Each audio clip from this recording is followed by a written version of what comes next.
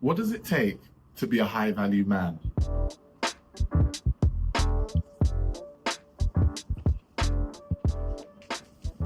Well-known documentarian and journalist Louis Theroux has recently released his documentary, Inside the Manosphere. Many of you may have seen it. I'd love to know your thoughts in the comments below if you have. For those of you who haven't, let me give you a brief, loose understanding of what the Manosphere is. The Manosphere is a body of content online that has been created by men for men. And at best, it encourages men to be their best self, to get stronger, to get healthier, to get on top of their finances, to make more money. But at worst, and as the documentary shows, it promotes a widening gap between men and women. It can be degrading, it can be abusive, and really highlights some of the darker sides of humanity, and in particular, masculinity. Now, me, myself, I discovered the Manosphere back in 2020 when the world stood still and we had a lot more time on our hands and we were consuming a lot more content, and the Manosphere came across my algorithm and I looked at it and I considered it, and it was fascinating to me. It was fascinating to me because one of the main principles underlying their whole philosophy was this idea of the high value man. And as I dug a little bit deeper, what became really, really clear is that the way these individuals defined the high value man was being a man who had a high net worth, 6 figures at least. And it really made me think about, firstly, the concept of high value man, and if I was to use such a concept, how would I define it? Now, it's interesting because in the communities and the spaces and the home that I grew up in as an individual and as a young man, the idea of your worth, your value being linked to your income was anathema. It was not even discussed. It was not even an idea that your value as an individual could be linked to the number on a digital screen. So that's why this idea really drew my interest and my attention. Because in my home, the questions that were asked were, are you being kind? Are you being nice? Are you being generous? How are you treating people? And in my community, the underlying question was, what does God require of you? What does God want you to do with your life? Don't get it twisted. Like, I know for a fact that these ideas would get me laughed off the internet by the men in the Manosphere. They would consider these ideas weak, not helpful, pointless. And they would be right from their perspective. They would turn to me and they'll say, Luke, if your values are so worthwhile, then where's your Lambo? Where's your Rollie? Where's your riches? If these values that you were brought up with are so helpful, where are the riches to show for that? And they'd be correct. By their definition and their standards, the values which I have held for so long, they would think are foolish, as they haven't resulted in the material wealth that they hold so dear.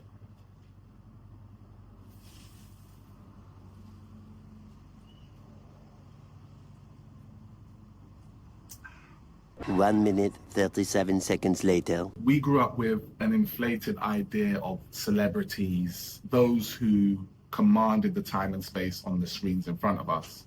And most of them, if not all of them, had something in common, and that was they were financially compensated very well. And so it's no surprise that a generation and generations have grown up with this perspective on what it means to be a man of value.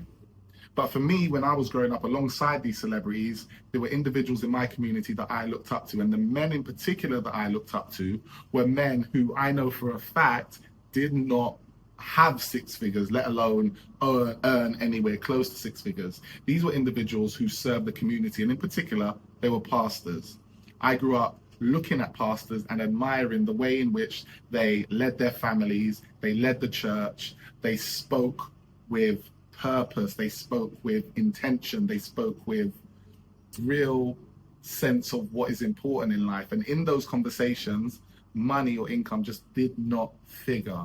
Nevertheless, these are men who I consider men of high value. And as I've been thinking about this thinking about the ideas that the manosphere and the world around us teach us about value, I've come up with my own list of principles that I think make a man high value. And let me be real, this is just my list and it's not exhaustive and it will probably change throughout time, and yours may be different also, but I think it's worthwhile putting a stake in the ground and saying, actually, despite what the world is saying, despite what society, social media, what everyone else is saying, here are the things that I think are most important. So here are my top 5.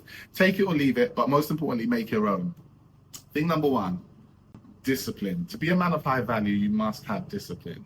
This is the idea of being able to set rules for your life and things you want to do and things you don't want to do and the way you want to be in situations, and having the discipline to do it, to stick by it. Thing number 2, congruence. Similar to discipline, but slightly different. Congruence between what you say is important and how you live your life. Number 3, purpose. Having an idea and intention of what you want to do with your life and moving in that direction, even if it changes over time. I think men of high value understand that having a purpose and working towards something is important. Number 4, belief. Having a strong belief in a God bigger than ourselves that is ultimately in control, but fundamentally has given us a plan and map for our life and is with us as we try to navigate that map for our lives. And number 5, adaptability.